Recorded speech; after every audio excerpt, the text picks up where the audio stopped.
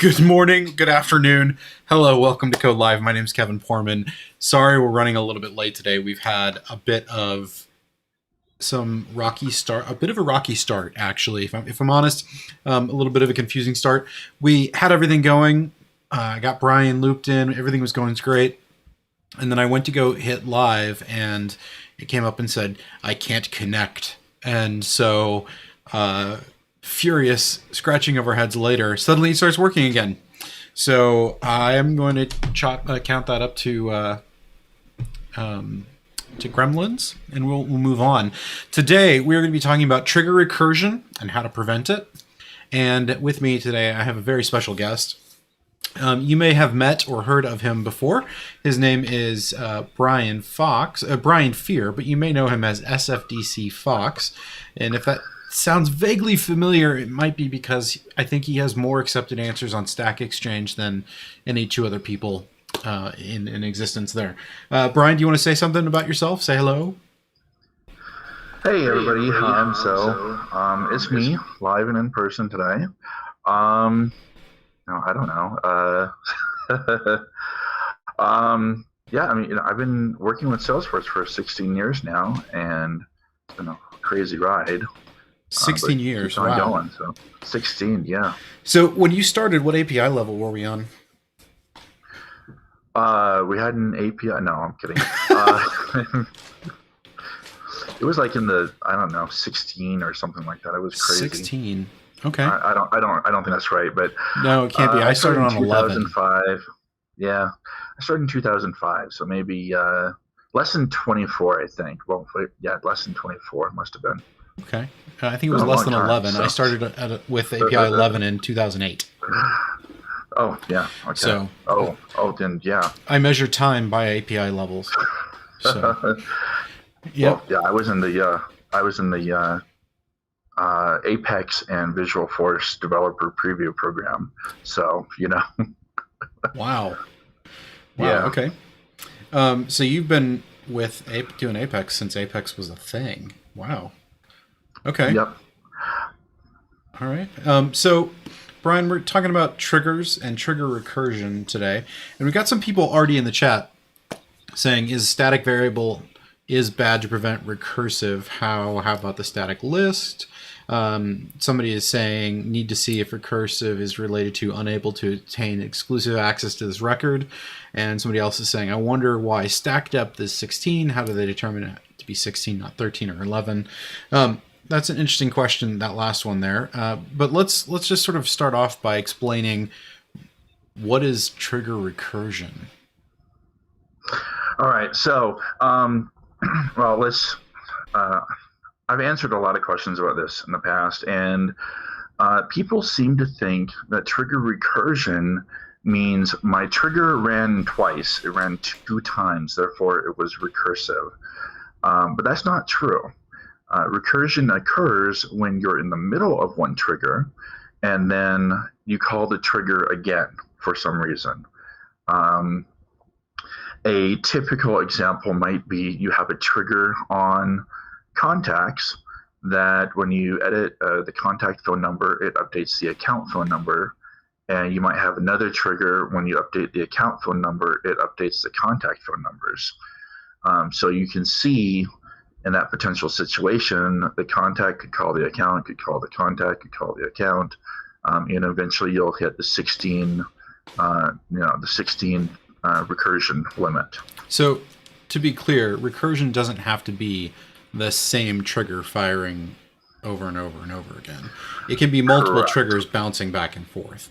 The issue with recursion is that you've got one trigger causing another trigger, causing the first trigger, causing the second. It becomes an almost infinite loop, except we cap it at 16, so it's actually nowhere near infinite. Correct. Okay. Right. And do you have a thought on why they chose 16, not 13 or 11? So, I don't know a lot of the internals. I can guess, but I do know that starting a new transaction, doing a DML instead of a DML, is setting a new, a new save point, that you can roll back to. So there's a lot of resources committed to it, database resources.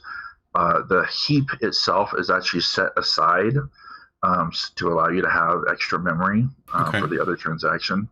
So, I mean, there's a lot of resources that go into 16. It could have been, I mean, it could have been 8 or 32 or whatever number, but I think they wanted a reasonable amount of recursion that they think would be fine in a business process.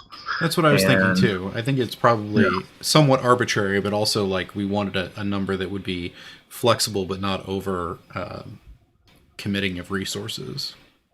right, exactly. Yep, I think that's a great question to ask. We have a brand new PM of Apex at Salesforce, Daniel, Daniel Peter. Is it Daniel? Did I get the last name Yeah, right? Daniel Peter, and Yeah. I was so happy to hear that. That's great. He has He joined really deserves it. Salesforce. He is now the PM of Apex. So if you've got that one little bit of Apex that's just it always bothers you and really grinds your gears, you can now complain to him instead of his now boss, Chris Peterson. So that's gonna be great. Now, the sort of classic answer to preventing trigger recursion has always been, ever since I started writing Apex, use a static variable. And I remember when I first read that, I went, well, "How's that going to help?" Do you want to talk about like how the static variable sort of appears to help and why it may not be a great idea? Yeah, so the original idea was just a static Boolean variables, and usually it was it was in a function that you would call run once, and you would say, if I've already ran, then just go ahead and return early, and that way we're not recursive. This breaks a lot of assumptions about how Salesforce works. For one example, if you make a API call and you set the all or none flag to false, which means that you can have a partial success. What people may not realize is that that static variable isn't going to be reset in between the retries. So that means that, like for example, maybe you insert 200 records and one of them errors, and now only 199 are going to be in the second transaction. But none of the code's going to run because you already ran once. So you miss out on that. And I want to pause you right there. This is a great point to actually like provide the code of what that sort of naive trigger recursion fix looks like. And I've put it in a fake class here called bad trigger recursion fix, but it's this. We've got a public static Boolean run once. Now you said wrapped it in a method. How would you do that if you were going to wrap it in a method? Okay, well, it was just, let me see. I always just see it done with a raw static variable. So if you've got a and feel free to type. Yeah, I can't seem to find that file. What happened to it? I haven't saved it. Oh, yeah, that would. So if you follow me, you should switch over to it. Yeah. Here, let me go back to trigger handler and now back to there we go. Oh, there we go. Cool. All right, I am here. All right. So that certainly just looks like and actually they usually call it something like has run, right? And then they always do this was everywhere. Run once, and then you'd say if has, or if has run, or if has run, return false, and then otherwise you would say has run equals true, and you'd say return true. So and then the usage for that would be if not bad trigger recursion fix run once, right? Mm-hmm. Then you'd return. You would do that sort of number. And so that's what a lot of people would use. This was super common, especially I'd say up to, well, it still hangs around today, but it was really super common in the first 5 or 6 years of Apex.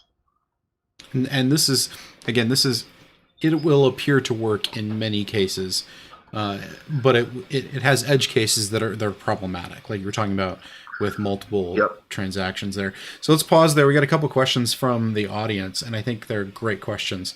So Rajat says, what is the difference between a static variable and a database.stateful variable? And I want to draw your attention between a static variable is a language concept, and as a language concept, it means that you have access. I'm going to give you an unnuanced view of what a static variable is. An unnuanced view says that a static variable gives you access to that variable without instantiating the class. So you can, like we have here on line 3, you can say, bad recursion fix, and then hit dot, and then get has run directly. Ideally, if we were going to do it through this method, we would make this private, like that. But a database.stateful variable is only used in batch classes, I believe. That is correct. Yeah. Yeah, I was just thinking it's an interface. Could it be used elsewhere? And no, but I think it's only used in batch classes, and because it's used in batch classes, it actually doesn't really have much to do with static variables that we're talking about here. Those static variables are used. Well, you can get into all sorts of computer science theory arguments about whether or not you should have static anything, but regardless, it's a different concept than the database.stateful. But that's a great question. Thanks for asking that, Rajat. Somebody asked why future methods should always be static.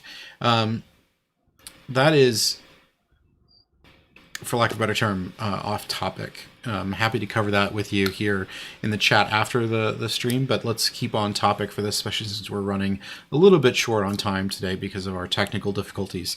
But that is a great question too. And then somebody else, I don't know if you caught this one, if you're in the chat, Brian, but somebody goes, "Oh my God, is he SFTC Fox?" Big fan here. So you've got some fans out there. This is great. All right, so this is our naive trigger recursion fix. How do we go about, what are some ways of making this better that are still problematic? Let's see, there's been a lot of propositions. One other kind of cool one that people thought would be better is, what if we only process the same records once? So you might end up with a private static map, let's just say set ID, already used records. And so people would think, oh, if I can do this, then I can say public static boolean, run once. We're going to do the same thing. But this time we're going to give it a list of trigger IDs. These are just the records that have already been used. And so then you might say something like, let's see, return already used records, add all trigger IDs. Okay, so with this notion, this is a little bit of a shortcut. What we're doing here is we're saying if all the records have already been used, then we don't want to process those records again. I'm going to move this comment down. Oops, no. Comment down. So we're just gonna say, if the run once trigger dot new map dot key set, right? Mm-hmm. We're just gonna say if we did this, then we'll just go ahead and then return. So we're done early because we've already processed these records. And this looks good on first try. You're now, like for example, this solves what if you insert 400 records, right? Because Salesforce or Apex batches and groups of 200. So this avoids the problem of, oh, my trigger only worked on the first 200 records of an insert or update statement. So this is slightly better. This avoids one of the main issues. Interesting. I've personally never seen this. I've never seen this pattern where you're doing it only on the IDs. I've seen it where you're doing a list or a set of things, but never on the IDs. This actually makes sense to me. I can see how people might turn to that. What issues does it have? Right. So this has the partial retry problem from before, as well as in unit test, it's frequent that you might update the same record more than once. So it can mess up with your unit testing. So still not really a great idea, but it's better than nothing in some cases. Okay. So we've gone through two, here's what I want to do. I want to give, I'm going to give a little bit of a comment about what each of these are. Yeah, sure. So I'm going to say this is a slightly improved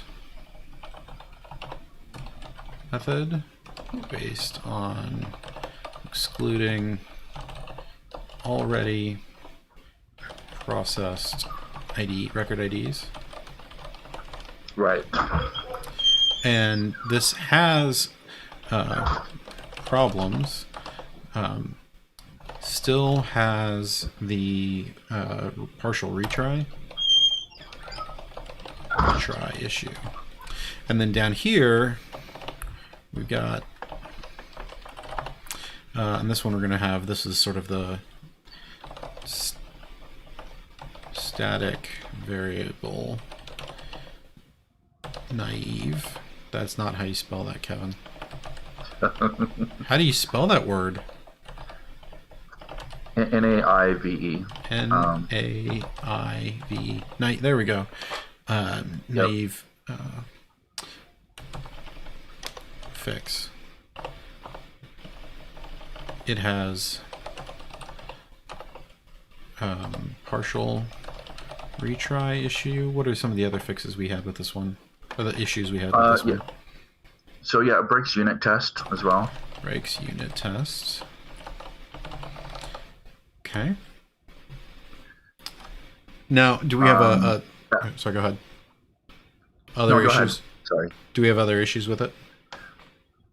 Yeah, so also breaks any DML with more than 200 records. Oh. Breaks DML with more than 200 records. That's a big one. That's huge. Yeah, that's a big one. Now, what about this one? Do we have others still? You have the partial retry issue. I think we're still going to have the breaks unit test. Still going to break unit test. Yeah, that's correct. Anything else? This shouldn't no, break. Those are the big ones. Yeah, those are the big ones. Right. So we've improved upon the original one by just not breaking more than 200 records. And then, so what do we have a even more improved version or another option to try? So there are a few. We can take a look at your trigger handler and look at some potential. As they used to say on the old maps, there be dragons. No, so the trigger handler we have in Apex recipes does have a different way of doing it.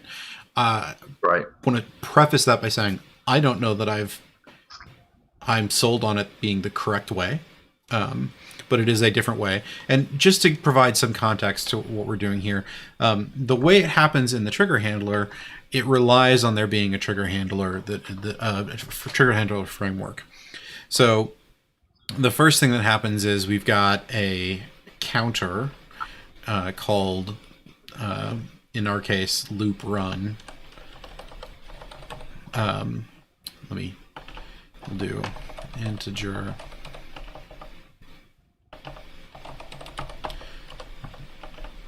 loop run equals 0.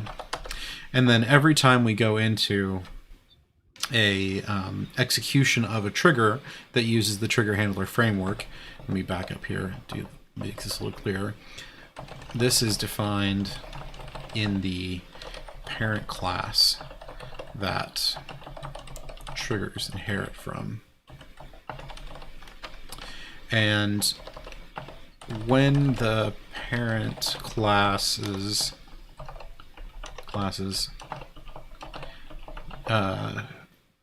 run method is called, it increments the loop run. If the loop run variable is more than X, it dies. So every time in the same transaction that a trigger runs in this framework, it will increment the trigger loop run counter, and if we get above, say, 2 or 3, it will immediately die. And so we've prevented recursion, but it's kind of a we've prevented recursion there, but it is kind of a it's not much more nuanced than the you've hit the max recursion depth of 16, we're going to kill it for you. But that is a way to do it. And if we look at our trigger handler framework here, you can see that we've got this loop count map and a loop count, and that is what we're now. In all fairness, Brian, you were telling me before we started this stream that that's perhaps not an intuitive name, and I have to agree with you. That's not a great name. And so we can refactor that later. But the idea here is whenever our run method is called, one of the first things it does after validating that we actually should run is that it adds to that loop count. What are some issues you see with the way that works, other than it being, kind of ham-fisted? So basically, you've taken the single level recursion problem from the basic static variable, and you've increased it a little bit. So now, what if you perform 3 different, or let's say 10 different DML operations on a count? Well, at some point, your code's going to think, oh, I'm recursing, and it's just going to stop handling those records. Wait, hold on a second, because I'm not following that one. You're saying if I have multiple DML statements in my trigger handler code, that it's going to end up stopping the process? No, like for example, let's say you just had something like this. You were doing, account A equals new account, and then you insert A,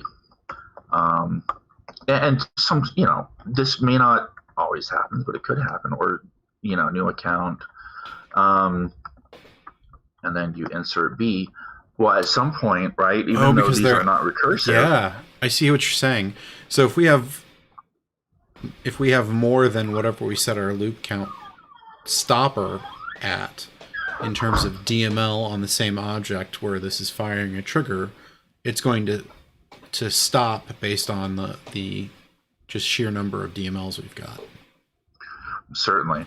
And also remember, DML works on batches of 200. So if you're inserting 5,000 records, well, you're probably not going to process all of them. I mean, you'll probably hit other limits before then, but just need to be aware of this. It's going to break other, weird circumstances. I hadn't thought about that. That's kind of a big deal, isn't it? Yeah. Yeah, so this pattern breaks unit testing, although it's not terribly hard to get around. Start test and stop test. Right. And bypassing of this framework also has the ability to bypass selected triggers when you tell it to. So, okay, so how do you prevent trigger recursion? What method do you use? How do you do this correctly? Right.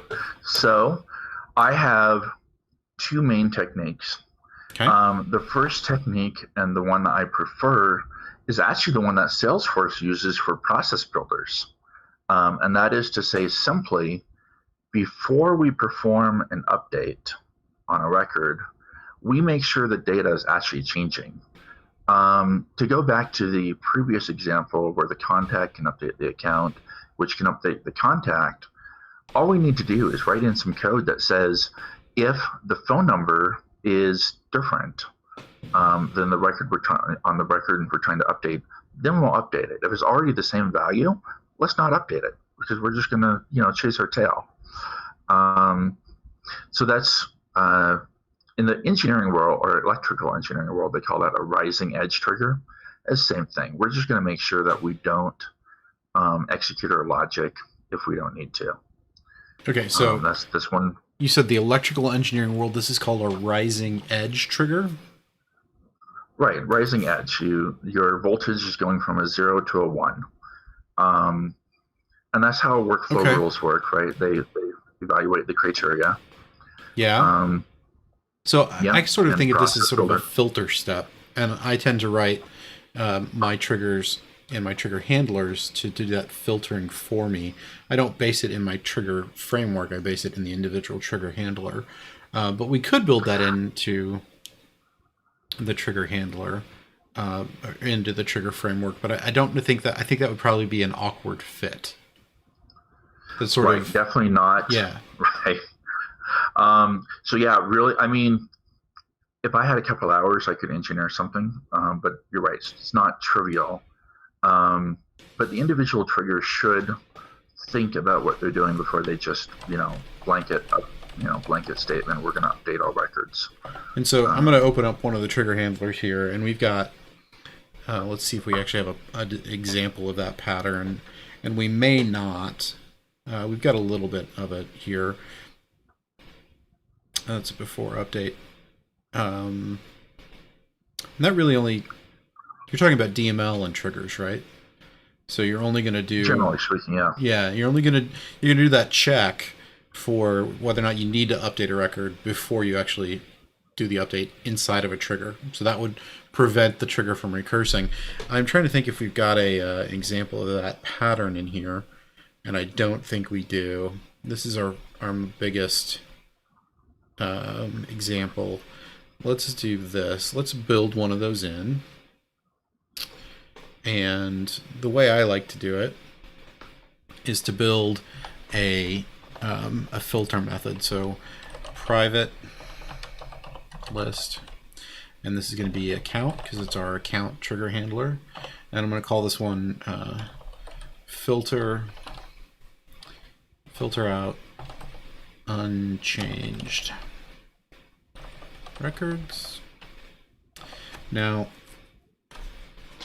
as a private method, we could pass in variables here, but because it's private and it's tied to this instance of the class, I'm going to leave it without parameters. And then what I'm going to do here is I'm going to say, look at old and new. So, and I'm going to do old and new map. So I'm going to iterate, I'm going to do a for loop, and this is going to be an ID, and this is going to be a record ID, and this is going to be on this dot trigger map old, trigger map old. Thank you. And this is where we get into record equality. I don't know that we need to change the exact. How do you feel about doing equals? So if we did this, whoop, let me back up here. Count changed. Like that, and then we'll do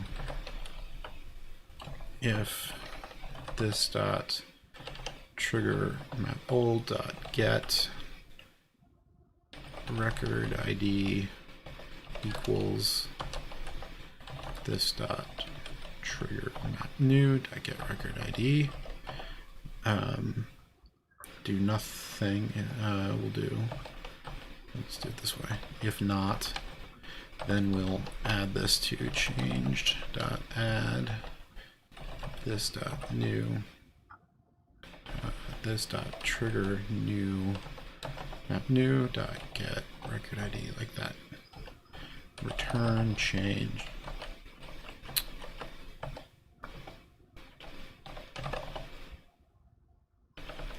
Why are you formatting weird? There we go. Changed like that. So this is what I mean by doing that sort of filter logic, where we're just not going to process unchanged records. Right. The only problem with this one actually is audit fields will always change.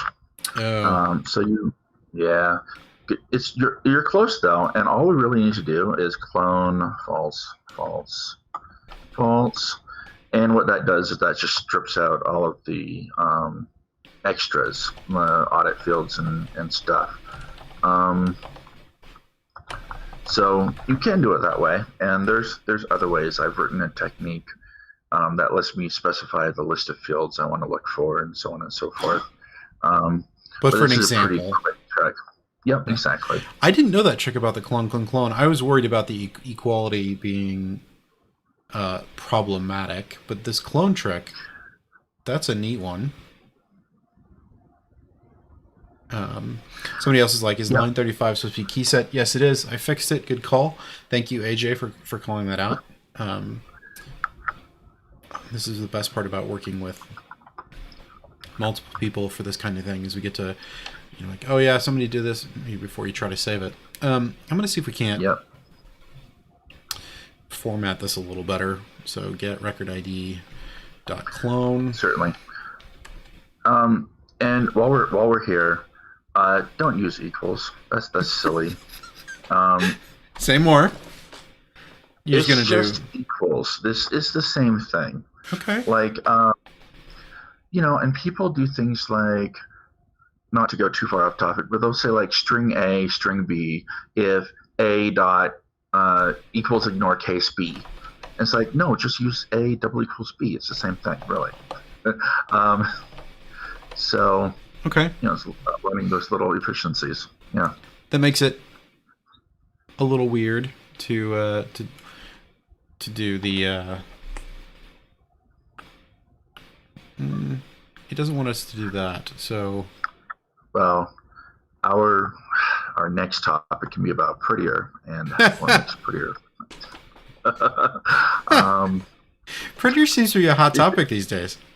Yes, indeed. So what I'm going to do is I'm going to change this up to be slightly different. I'm going to say else, and I'll just do continue up here. Yeah, sure, whichever. I mean, that's a way of handling it. So we got the setup so that we're going to say compare these two. If they're the same, don't do anything. And we're going to sort of fail fast after that comparison. And if we do have some, we'll change it there. And only these changed records will fire. But this means that if we don't have any actual changed records, our trigger isn't going to cause any updates. And then we don't have to worry about recursion. This seems like it's only going to solve the problem some of the time, though. So what is the other way of handling this? Right.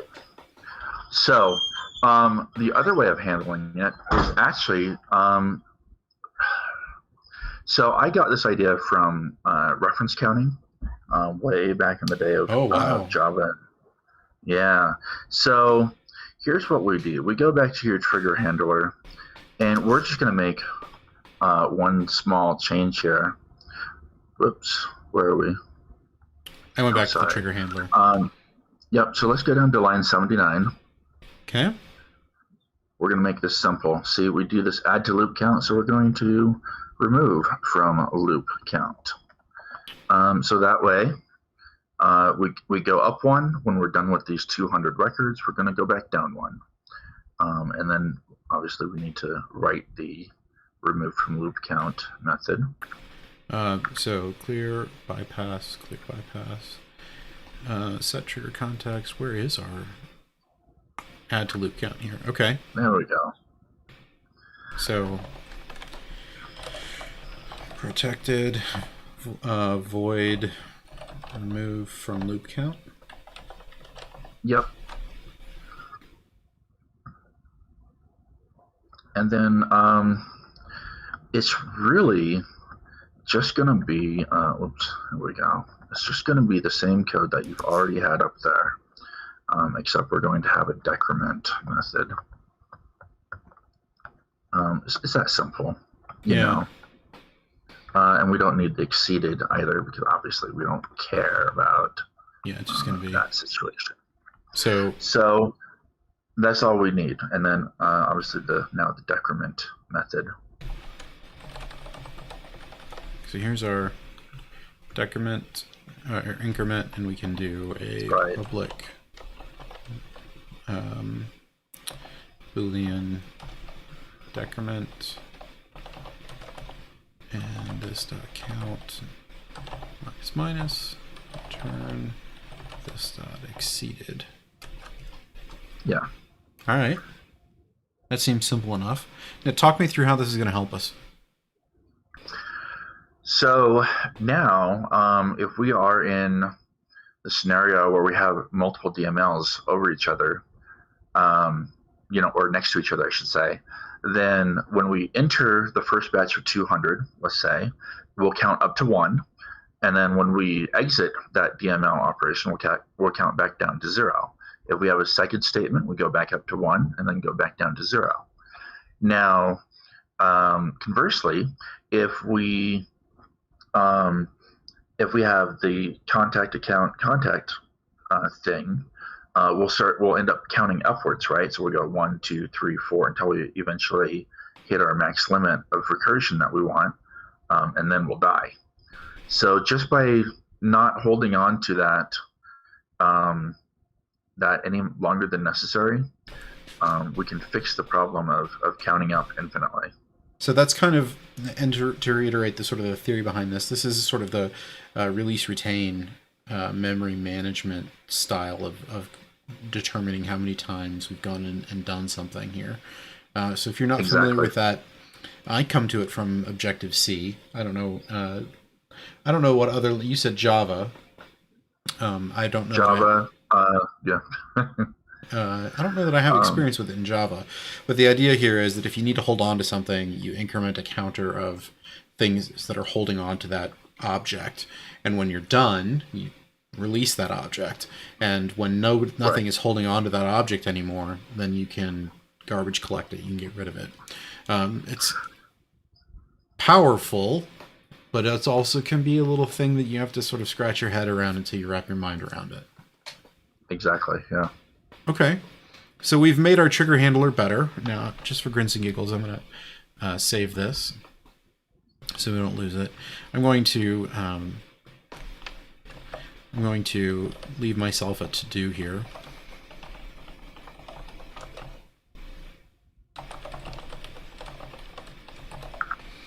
And save that as well.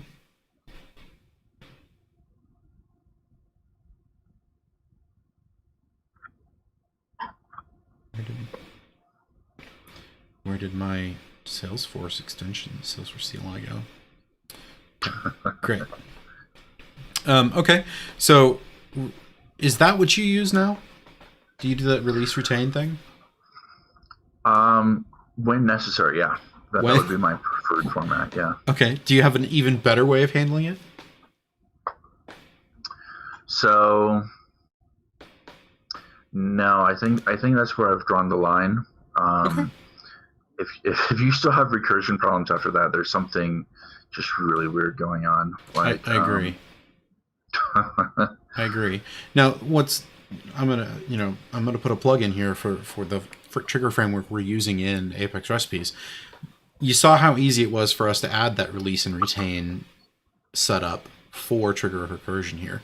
So we've taken the problem that this trigger recursion solution had, the ability to have multiple DML statements in a row, and we fixed it so that we're going to increment and then decrement based on the successful completion of that DML, so that we're not running into multiple DML statements blowing us past our increment limit. But if you're writing these triggers all on your own, if you're writing your logic in a trigger, that might be much more difficult to do.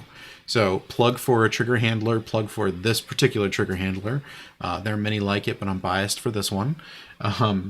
And at this point, I'm going to pause and ask if anybody in the chat, I'd like to know what your thoughts are. Is this making sense? Are you going, I'm just going to keep using a static variable? Tell me what you're thinking and let me know there in the comments in the chat. Some other people have pointed out here in the chat here, they're talking about how Adrian Larson stepped in and said, hey, thanks for joining, Brian. And then somebody else says, when 5,000 records are part of the trigger, is it a single transaction or the 25 invocations are separate transactions? Brian, I'm going to try and phrase this as clearly as possible, but this is one of those things that's slightly confusing. So if you've got a better way of putting it, jump in. But what happens is if you do a DML on a whole bunch of records, more than 200 records, Salesforce chunks it up and invokes the trigger 200 records at a time. That's correct. Yep. Yeah, that's as clear as a way of phrasing it as I have. Another way to look at it is to say that it's going to create separate transactions of record chunks to be inserted or updated. The DML will then trigger triggers on. Triggers on. That is a whole new sentence, brand new phrase. Somebody, Deepak, saying, what if there are multiple DMLs and the first one causes recursion? Then decrement won't help to allow second DML because it will never be called. What do you think about that, Brian? No, I mean, because ultimately, even if you're recursive, you're going to go all the way back down to 0 at some point before the next DML can begin. Exactly. So basically what happens here is we have to finish before we can decrement, and if we never finish because we're recursive, then we will hit our max run loop limit here, or we'll hit that 16 depth, the 16 recursion depth that the Salesforce platform forces on us. Or doesn't force it on us, it's set, right? Let's see here. Anybody else has questions, comments, or snide remarks? Is this making sense to people? Tell me how you're feeling about this. Tell me how you're feeling about this in the chat. But yeah, as we get somebody else pointed out that this needed to be a key set. That was a good catch. Yes, yeah, I see that there. All right. A clone, false. I'm just leaving a note to myself. Is a handy trick to compare objects without their audit fields. Last access. That's not the name of it. Last update user, those sorts of things. Right. Breaking the comparison.